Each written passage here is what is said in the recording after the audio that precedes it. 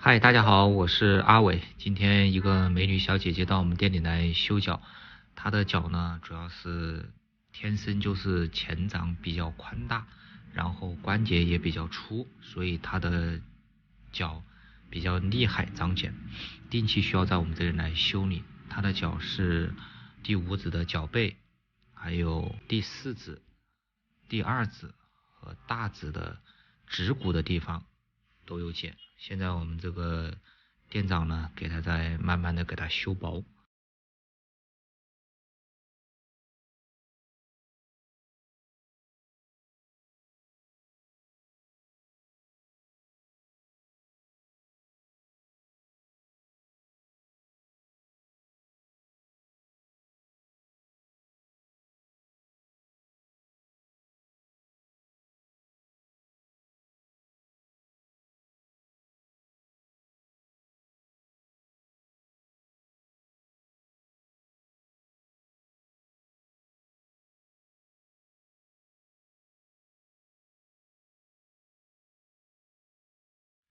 像这个美女长茧的地方呢，已经不能单纯的说用什么样的方法或者药物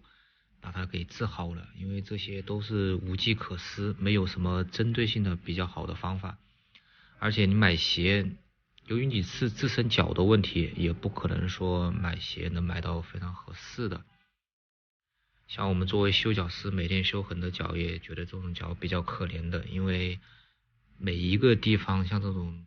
指关节的地方长茧是最疼的，基本上如果你不定期修理，它是很疼，而且让你生活受到很大的影响，都不能走路了那种。所以很多人不能理解，为什么有这么多人喜欢修脚？修脚到底修的啥？其实修脚现在已经变成这些脚部不健康人士的一个福音，一个非常非常有需求的一个生活刚需了。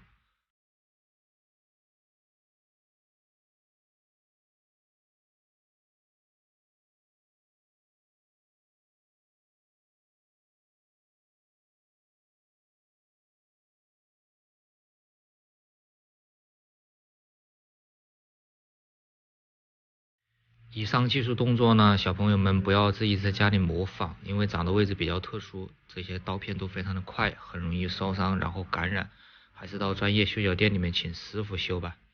好了，今天这个脚就修到这里了，喜欢我的小朋友记得一键三连，拜拜。